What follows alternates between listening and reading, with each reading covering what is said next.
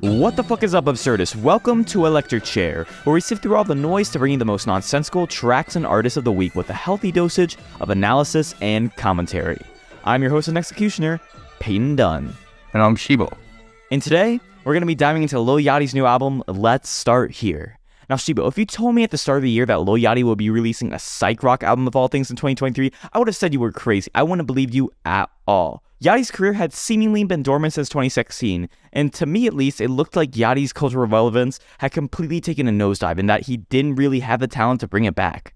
Seemed that way. I mean, he had a few albums that just came and went.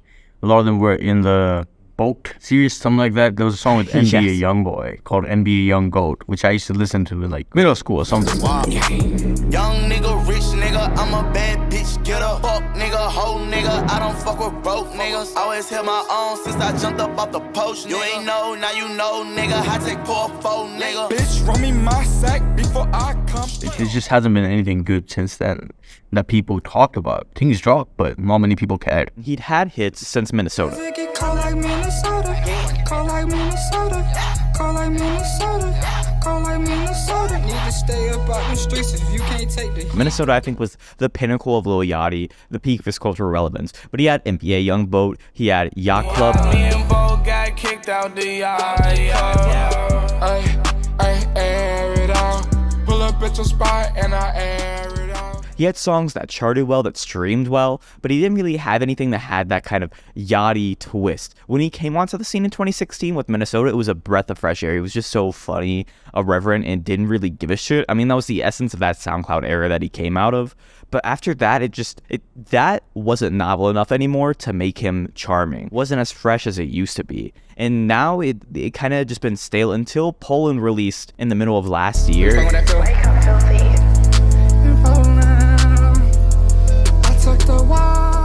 I mean, it was a funny song, but the virality of that just kind of baffles me. How big that song was, and how much that breathed new life into Yachty's career. Yeah, sincerely, because of how damn goofy it is. Because there's these songs on TikToks, like there's a song like on the biggest bird. It has nothing to do with it. Yeah. That song is so funny though. Oh no! But I'm the biggest bird. I'm the biggest bird.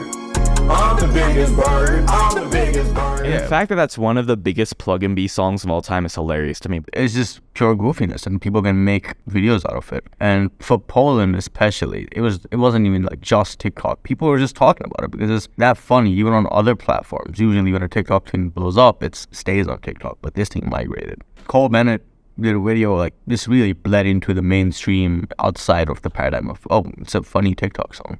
Part of it, I'm sure, has to do with how big of an artist Yachty already is.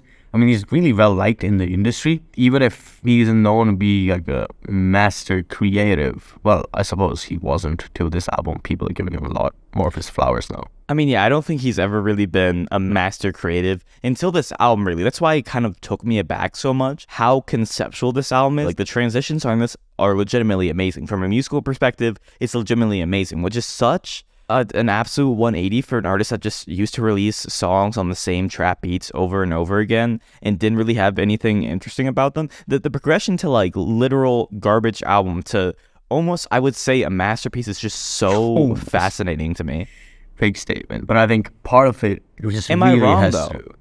Well, debatable. I don't think it's a masterpiece by any means, but I do think it's like a solid 7 or 8 out of 10, which is quite unheard of from a rapper with literal in front of his name since like 2015 onwards.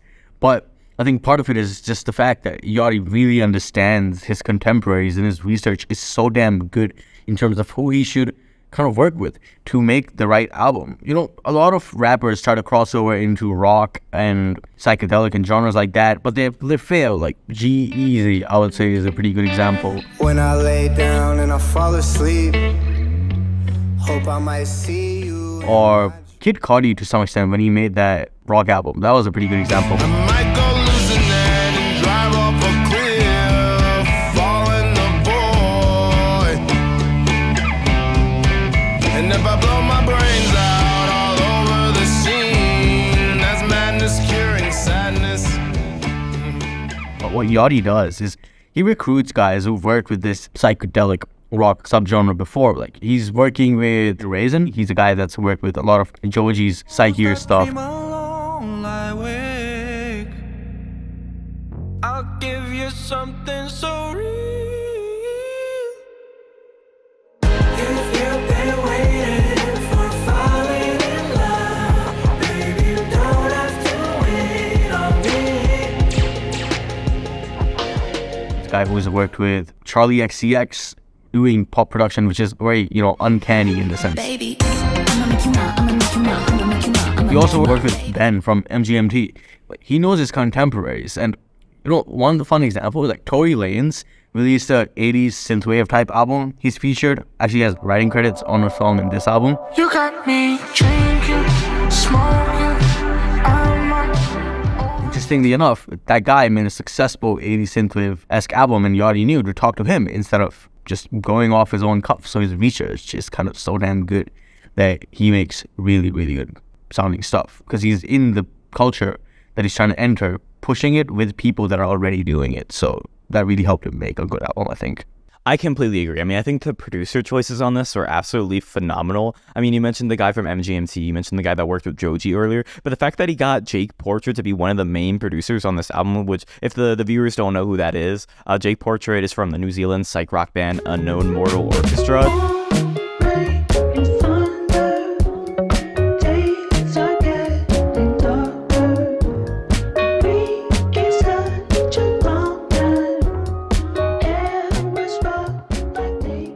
That Yachty did his homework to that level that he knew who to get is so baffling to me. I mean, he did bring on people who were more experienced in like the rap world that he had already had relationships with, like Sad Pony comes to mind, who had worked with Drake and 6ix9ine in the past.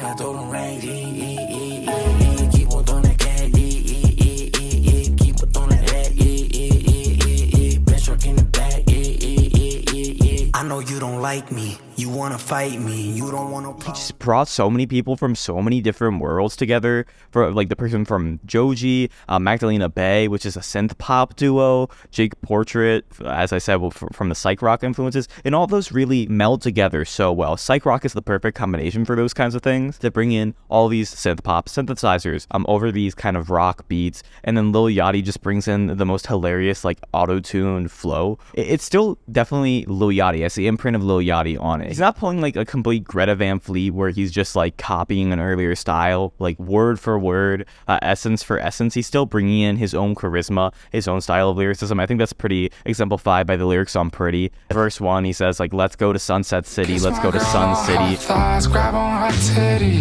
Look up on the right side, I feel so pretty. Kiss my girl on her thighs, grab on her titties. That is so Lil Yachty.